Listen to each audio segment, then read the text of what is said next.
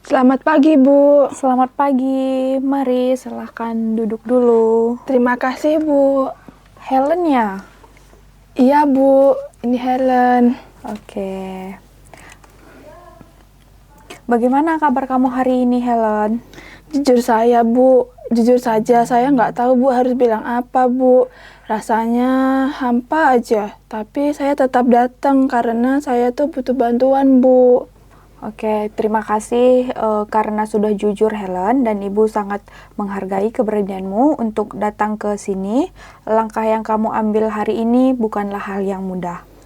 Baik, terima kasih, Bu. Oke, Ibu ingin kamu tahu bahwa ruang ini adalah tempat yang aman. Di sini kamu tidak ada penilaian, kamu boleh menjadi dirimu sendiri, dan Ibu akan mendengarkan kamu dengan penuh perhatian.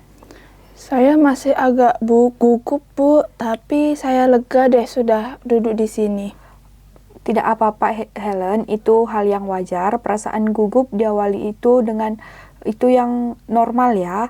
Tapi lihatlah, kamu sudah melampaui itu dengan hadir di sini. Baik, Bu. Oke, baik. Sebelum kita mulai lebih jauh, Ibu ingin menjelaskan sedikit bagaimana sesi konseling kita akan berjalan. Nah, dalam sesi ini, kamu boleh bercerita apa saja yang kamu rasakan, rasa penting selama ini yang mengganggu pikiran dan perasaanmu. Ibu akan mendengarkan kamu sepenuhnya, dan kita akan menjelajahi bersama apa yang sebenarnya kamu alami. Kita akan menjalani proses ini secara bertahap, tidak perlu terburu-buru. Kamu bisa bercerita sesuai isi hatimu, dan proses ini kamu tidak sendiri. Ibu hadir di sini untuk menemanimu mendengarkan semua ceritamu. Saya nggak terbiasa, Bu, soal cerita diri saya sendiri. Biasanya saya pendam sendiri, Bu. Tapi sekarang saya udah nggak sanggup lagi, Bu. Oke, Ibu mendengar itu, Helen, dan Ibu tidak dan kamu tidak perlu menanggung semuanya sendiri lagi. Di sini kamu boleh membagikan bebanmu, dan kita akan coba pahami satu persatu bersama-sama. Konseling ini kita bukan tempat untuk menghakimi, justru sebaliknya. Ruangan ini untuk memahami kamu. Ibu akan ada di sini dan mendengarkan apapun yang sedang kamu alami. Saya juga nggak tahu saya sedang cari apa, Bu. Tapi saya tahu saya nggak mau terus seperti ini. Oke, itu sudah menjadi pemulaan yang baik. Kadang kita tidak langsung tahu apa yang kita cari, tapi kita bisa memulai dari apa yang kita rasakan. Rasa hampa, rasa lelah, dan rasa tidak mengerti arah, semuanya itu adalah sinyal penting. Iya, Bu. Oke, sekali lagi Ibu senang kamu datang hari ini. Kita akan mulai perlahan. Jika kamu sudah merasa cukup siap, kamu boleh memulai bercerita dari mana saja yang kamu rasa paling penting bagimu saat ini untuk diceritakan yang mengganggu pikiran kamu. Baik, Bu. Oke. Sekarang kamu boleh mulai bercerita tentang hal-hal yang akhir-akhir ini mengganggu pikiranmu atau perasaanmu. Tidak perlu terburu-buru, Ibu akan mendengarkannya. Iya, Bu, saya sebenarnya bingung mau mulai dari mana. Tapi yang jelas saya tuh merasa sangat lelah akhir-akhir ini. Bukan cuma capek badan, tapi seperti lelah secara batin, Bu. Oke, lelah secara batin ya. Bisa Ibu bayangkan betapa beratnya itu. Kamu merasa seperti ada beban di dalam dirimu yang tak terlihat tapi begitu terasa ya, Helen ya. Iya, Bu, saya sering nggak bisa tidur malam. Pikiran saya jalan terus, saya mikir terus, Bu. Sebenarnya hidup saya ini buat apa? Oke, jadi kamu mulai mempertanyakan tentang tujuan dan makna hidupmu. Pertanyaan-pertanyaan yang dalam dan penuh arti. Begitu ya, Helen? Iya, Bu, dan yang bikin makin berat tuh saya merasa hidup saya selama ini bukan hidup saya. Seolah saya tuh cuma menjalani apa yang orang tua saya harapkan, bukan karena saya mau. Oke, kamu merasa tidak sedang hidup sebagai dirimu sendiri, tapi sedang memerankan hidup yang ditulis oleh orang lain atau orang tuamu. Begitu ya, Helen? Benar sekali, Bu. Saya kuliah di jurusan yang mereka pilihkan. Saya ikut kegiatan yang mereka anggap baik. Tapi saya sendiri nggak yakin apa yang cocok. Saya nggak pernah ditanya tuh, Bu, apa yang kamu inginkan kayak gitu. Oke, jadi kamu merasa bahwa kamu merasa tidak memiliki ruang untuk memilih, seolah-olah pilihan-pilihan dalam hidupmu selama ini bukan berdasarkan dirimu sendiri, begitu, Helen? Iya, Bu, dan semua itu bikin saya merasa kosong.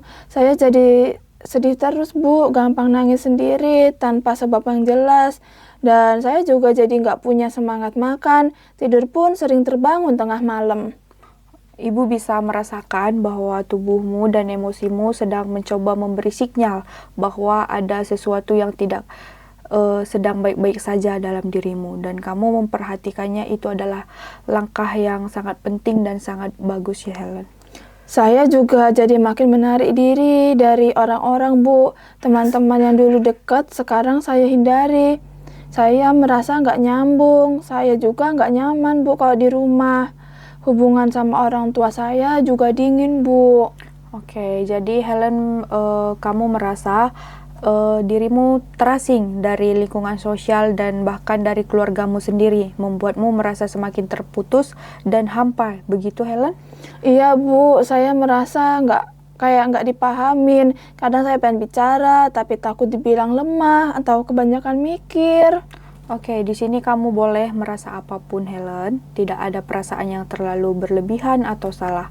Kamu punya hak yang penuh untuk merasa bingung, lelah, sedih, atau bahkan bertanya tentang hidupmu sendiri.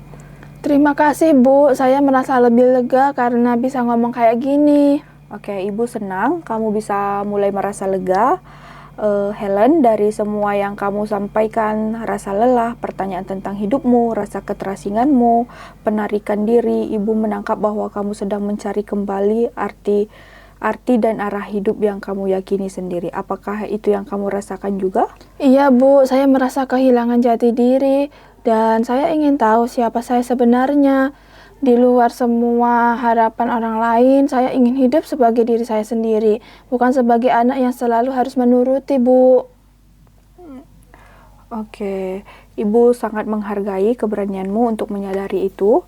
Kalau dari pernyataan kamu, dapat kita tahu bahwa tujuan kamu mengikuti konseling ini adalah untuk mengenal dirimu lebih dalam dan menemukan makna hidupmu yang sejati. Dan membangun kembali arah hidup yang kamu pilih sendiri. Apakah itu sesuai dengan harapanmu, Helen? Iya, Bu, tepat sekali. Itu yang menjadi harapan saya. Saya tahu prosesnya mungkin panjang, tapi saya ingin mulai. Saya udah capek hidup tanpa arah. Saya ingin bangun dengan rasa bahwa saya hidup untuk diri saya, Bu, bukan karena harus. Oke, Ibu akan menemanimu dalam proses ini, Helen. Kita akan berjalan pelan-pelan dan setiap langkahmu akan berarti. Kita akan menjalani siapa kamu di balik semua tekanan dan luka itu, dan mencari makna baru dari hidup yang kamu miliki. Kamu tidak sendiri. Baik, Bu, terima kasih. Oke, Helen, sebelumnya kamu sudah banyak bercerita tentang rasa lelah, hampa, dan sulitnya menjalani hidup. Ibu ingin mendengarkan lebih dalam tentang apa sesungguhnya yang kamu alami. Kalau kamu bersedia, mari kita pelan-pelan pahami apa yang sedang terjadi di dalam dirimu. Baik, Bu, saya kadang kan bingung kenapa saya bisa merasa seburuk ini. Setiap hari rasanya kosong. Saya bangun tidur dan bertanya, untuk apa saya hidup? Oke, kamu mempertanyakan tujuan hidupmu, dan Ibu bisa merasakan bahwa pertanyaan itu bukan hanya muncul di pikiran, tapi juga terasa berat di hati dan tubuhmu, begitu? Iya, Bu, saya nggak tahu hidup saya ini untuk siapa. Rasanya bukan saya yang menjalani hidup ini, tapi kayak orang lain semua yang mengarahkan, Bu. Oke, sepertinya kamu hanya mengikuti alur yang sudah disiapkan ya, seolah-olah kamu hanya menjalani hidup, tidak benar-benar menghidupi hidupmu. Iya, orang tua saya yang menentukan jurusan kuliah saya, pilihan organisasi, bahkan teman dekat pun mereka komentarin. Saya nurut karena saya takut mengecewakan mereka, tapi makin lama saya makin nggak tahu saya ini siapa, Bu. Oke, jadi kamu hidup dalam tekanan yang untuk menyenangkan orang lain, terutama orang tuamu, meskipun itu membuatmu menjauh dari dirimu sendiri, begitu? Saya capek capek, Bu. Badan saya capek, pikiran saya juga capek. Tidur pun nggak nyenyak. Makan jadi nggak nafsu. Saya merasa kehilangan semua hal yang dulu menyenangkan. Oke, ketika tubuhmu dan pikiranmu tidak lagi selaras, biasanya itu tanda yang sangat tidak sedang hidupmu untuk dalam diri kamu. Apa yang paling kamu rindukan dari dirimu yang dulu, Helen? Saya dulu kan suka menggambar, Bu. Sekarang semua itu hilang. Saya jadi tertutup, malas keluar kamar, dan menjauh dari siapapun, terutama orang tua saya, Bu. Jadi kamu merasakan. Oke, baik Helen. Jadi kamu merasa tidak hanya kehilangan kegiatanmu, tapi juga kehilangan siapa dirimu di balik semua peran yang kamu jalani, begitu? Iya, Bu. Saya merasa seperti boneka. Semua harus sesuai harapan mereka. Padahal saya bahkan belum pernah ditanya, "Apa kamu bahagia?" Oke, jadi kamu merasa mereka tidak pernah benar-benar melihat atau mendengarkan siapa kamu sebenarnya. Iya, Bu. Mereka tuh hanya lihat nilai saya, prestasi saya, kepatuhan saya, tapi saya yang di dalam ini yang sering menangis sendiri, yang takut, yang bingung, nggak pernah mereka lihat. Oke, itu pasti membuat kamu merasa sangat sendiri, bahkan mungkin kamu merasa asing di tengah orang-orang yang seharusnya menjadi rumahmu ya, Helen. Saya ngerasa nggak punya tempat, Bu. Di rumah saya seperti asing, di kampus juga semua mereka palsu. Di dalam diri saya sendiri, saya bingung. Oke, Helen, apa yang kamu pikirkan saat kamu berkata bahwa kamu bingung terhadap dirimu sendiri? Saya nggak tahu siapa saya tanpa semua yang mereka harapkan dari saya. Kalau saya berhenti jadi anak baik versi mereka, saya takut kehilangan semuanya. Tapi kalau saya terus begini, saya kehilangan diri saya sendiri, Bu. Oke, baik Helen, dari titik itulah muncul krisis makna ketika kamu hidup tidak lagi menjalani seperti pilihan sadar, tapi sebagai kewajiban untuk menyenangkan orang lain. Dalam di sini, apakah kamu merasa ada di titik itu saat ini? Iya, Bu, saya merasa kosong, seperti berjalan tanpa arah, seperti hidup banyak yang harus, terus bukan hanya karena saya ingin. Oke, baik Helen. Hal yang kamu lakukan, kamu berani datang ke sini, dan itu adalah pilihan. Meskipun kamu merasa hampa, kamu tetap mencari, dan pencarian itu adalah benih dari makna. Saya nggak tahu apa yang saya cari, Bu. Tapi saya tuh ingin sesuatu berubah. Saya ingin merasa hidup. Oke, baik Helen. Perubahan itu dimulai dari kesadaranmu hari ini. Kamu sedang mulai menyadari bahwa kamu hidup di atas dasar pilihan, bukan paksaan. Ibu akan mendampingi kamu untuk menemukan kembali suara dan nilai yang benar-benar kamu yakini ya. Baik, Bu. Oke, Helen. Ibu mengapresiasi kejujuran dan keberanianmu sejauh ini. Kita sudah menjelajahi luka dan rasa kosong yang kamu alami. Sekarang ibu ingin mengajak kamu melihat kemungkinan lain. Bukan untuk menyangkal penderitaanmu, tapi untuk membuka ruang-ruang kecil yang bisa memberimu makna di luar luka-luka itu. Saya masih sering merasa hampa, Bu. Tapi saya sadar kalau saya terus fokus pada rasa itu, saya makin menjauh dari apapun yang bisa membuat saya bangkit. Oke, beralih dari menatap terus dalam luka menuju keluar ke relasi dan aktivitas yang mungkin bisa menghidupimu kembali. Kalau kamu pikirkan sejenak, siapa orang di sekitarmu yang selama ini tetap hadir meskipun kamu menjauh? Mungkin ibu saya sih, Bu. Dia selalu masakin makanan kesukaan saya, Bu. Walaupun kami jarang bicara dan saya selalu menghindar. Dan ayah, dia juga pendiam. Tapi ayah selalu memperhatikan saya, Bu. Walaupun itu hal kecil dan seperti tanya saya, udah makan apa belum, gitu, Bu. Oke, apa yang kamu rasakan ketika menyadari bahwa meskipun hubungan kalian tidak begitu dekat, mereka tetap menunjukkan kepedulian dalam bentuk hal kecil seperti itu? Sedih. Mungkin selama ini saya terlalu sibuk, merasa dituntut dan tidak dimengerti, sampai buta terhadap bentuk kasih sayang yang tetap mereka tunjukkan, Bu. Oke, kadang cinta hadir tidak dalam kata-kata, tapi dalam perhatian diam. Apakah kamu bersedia mencoba membangun kembali kedekatan itu, mulai dari hal yang sangat sederhana? Saya bisa coba duduk di dapur saat ibu masak, atau makan bareng ayah, walau kami nggak ngobrol banyak, Bu. Oke, itu langkah besar ya Helen ya. Mungkin itu tidak akan langsung terasa, tapi kehadiranmu kembali bisa membuka ruang yang selama ini sudah tertutup lama. Iya, Bu, saya akan mencobanya. Oke, itu langkah yang sangat bermakna. Kehadiranmu sederhana seperti itu bisa menjadi awal dari sesuatu yang dalam. Sekarang mari kita lihat ke dalam dirimu. Kamu dulu suka menggambar, apa yang kamu rasakan saat melakukannya? Saat menggambar, saya merasa damai, seperti saya kembali ke diri saya sendiri. Tidak ada tuntunan, tidak ada ekspektasi, hanya saya dan pensil saya, Bu. Oke, ketika kamu berhenti menggambar, apa yang kamu rasa hilang? Saya merasa hilang, seperti saya kehilangan suara saya sendiri, karena menggambar adalah satu-satunya cara saya benar-benar bisa jujur, Bu, tanpa takut. Nah, dan jika malam ini kamu memutuskan untuk menggambar lagi, walau hanya satu garis, satu bayangan, apa makna dari tindakan itu? Itu berarti saya masih hidup, saya masih mau mencoba, saya ingin mulai kembali menjadi diri saya sendiri, Bu. Oke, luar biasa Helen. Sekarang mari kita masuk lebih dalam dalam situasi yang tidak ideal, yang penuh luka dan ketidakpastian ini. Kamu tetap memiliki satu kebebasan yang bisa kamu ambil atau diambil siapapun, kebebasan memilih sikap batin. Jika kamu bebas memilih sikap seperti apa sikap seperti apa yang ingin kamu bangun terhadap dirimu sendiri, keluargamu, atau bahkan hidup yang kamu jalani.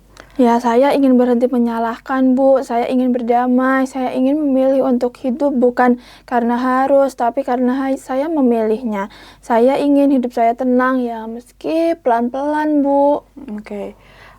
Itu adalah keberanian yang sangat bagus ya Helen ya, dimana kamu tahu bahwa ada seorang psikiater yang bernama Viktor Frankl itu percaya bahwa bahkan dalam penderitaan manusia tetap bisa berkata, ya ini berat, tapi saya memilih untuk tetap manusiawi.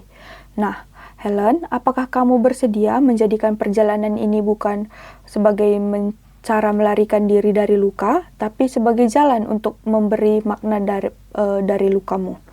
Iya, Bu, saya ingin belajar memberi arti pada semua ini. Saya tidak ingin penderitaan saya sia-sia, Bu. Oke, hebat Helen, kamu sudah memulainya. Hari ini kamu telah memilih untuk hadir, untuk memulai ulang koneksi dengan keluargamu, dan untuk menggambar, untuk tidak lari dari luka, tapi berdiri di sampingnya. Kata apa yang ingin kamu ucapkan ketika memulai itu? Saya berkata, saya tetap memilih untuk hidup dan memaknai semuanya, Bu. Good Helen. Terima kasih, Bu. Untuk pertama kalinya saya merasa punya arah. Oke, sekarang kamu sudah memilih untuk tidak dikuasai oleh luka. Itu adalah langkah pertama menuju pemulihan yang sejati ya, Helen ya. Baik, Bu. Helen, tadi kamu mengatakan ingin hidup bukan karena harus, tapi karena memilih. Itu kalimat yang kuat. Kalau Ibu boleh tanya, bagaimana perasaanmu saat menyadari bahwa kamu mulai kembali mengambil kendali atas hidupmu? Rasanya seperti saya bukan lagi boneka yang digerakkan. Saya masih bingung, masih takut, tapi juga merasa ini pertama kalinya saya berdiri sebagai saya. Good Helen, dari kebingungan itu kamu justru mulai tumbuh, karena kadang makna tidak muncul ketika kita yakin, tapi justru ketika kita berani memilih dan memilih di tengah ketidakyakinan. Helen, kamu sudah mulai melihat bahwa orang tuamu tuamu hadir walau dengan cara mereka sendiri, jika perhatian mereka itu bukan hanya rutinitas, tapi sebuah bahasa, kira-kira apa yang sedang mereka katakan lewat tindakan itu? Mungkin mereka ingin bilang mereka tetap peduli, tapi mereka nggak tahu bagaimana menyampaikan ke saya, Bu. Oke, jika kamu memilih untuk menjawab bahasa mereka bukan dengan kata tapi dengan tindakan sederhana, duduk bersama, menemani di dapur, apa maknanya bagimu? Itu artinya saya juga ingin hadir, saya ingin memberi ruang buat mereka. Sebagaimana saya ingin diberi ruang jadi diri saya, Bu. Oke, hubungan yang kamu bangun kembali ini bukan sekadar pemulihan, ya Helen ya, tapi juga membantu kamu menghidupkan kembali nilai kasih yang lebih besar yang lahir dari niat kamu, bukan sebagai kewajiban.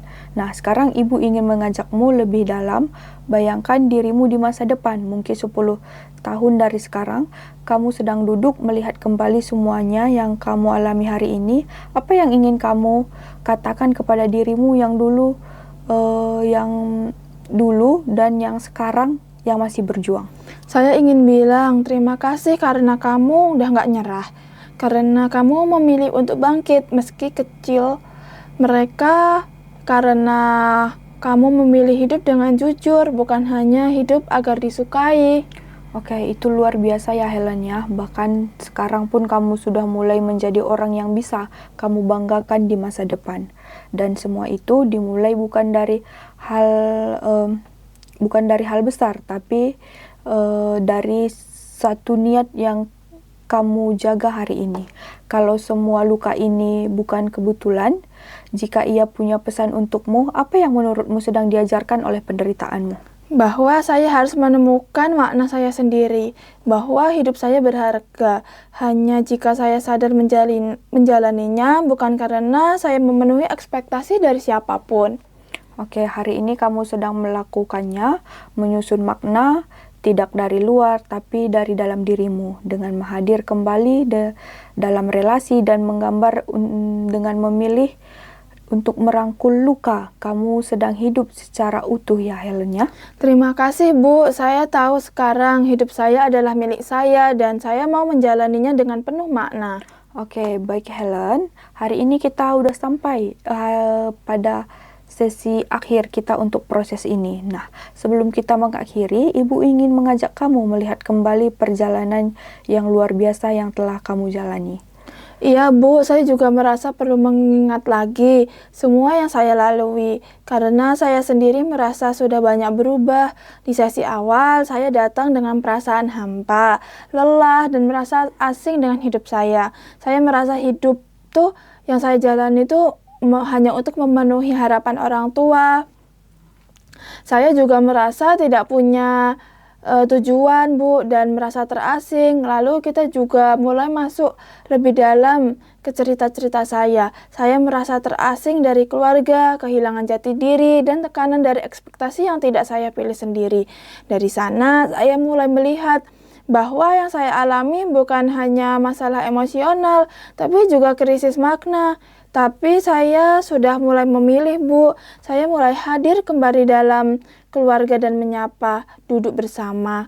Saya juga menggambar lagi, bukan untuk orang lain, tapi sebagai ruang aman untuk diri saya sendiri. Saya sudah menemukan kembali makna hidup saya, Bu. Itu memang langkah kecil, tapi rasanya sangat berarti buat saya. Saat saya menggambar, saya merasa seperti memulihkan bagian diri saya yang dulu hilang. Saya memilih untuk berdamai. Saya memilih untuk tetap hidup dan bertumbuh, Bu. Saya tidak dapat menghapus luka, tapi memberi makna pada luka. Oke, good Helen. Sekarang sebelum kita akhiri, adakah hal yang ingin kamu sampaikan untuk dirimu sendiri atau sebagai pesan bagi dirimu yang sedang tumbuh ini?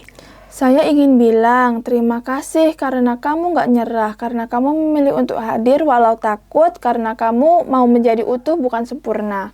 Oke, terima kasih Helen. Ibu merasa senang bisa menjadi saksi proses pertumbuhanmu.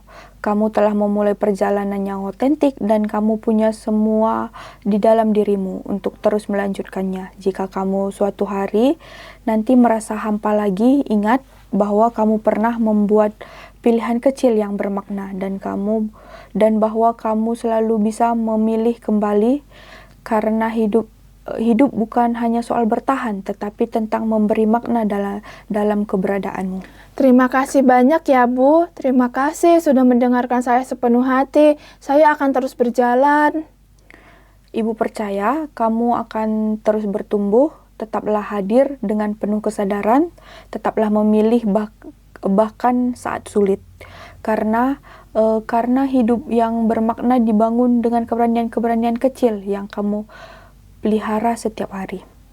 Terima kasih Bu, saya pamit ya. Semoga saya bisa membawa cahaya kecil ini terus menyala. Silakan Helen, hati-hati dan Ibu tunggu kabar baik dari kamu. Bukan karena kamu harus berhasil, tetapi karena kamu layak untuk hidup sebagai dirimu sendiri. Baik Bu, terima kasih. Oke. Saya pamit ya. Hati-hati ya Helen.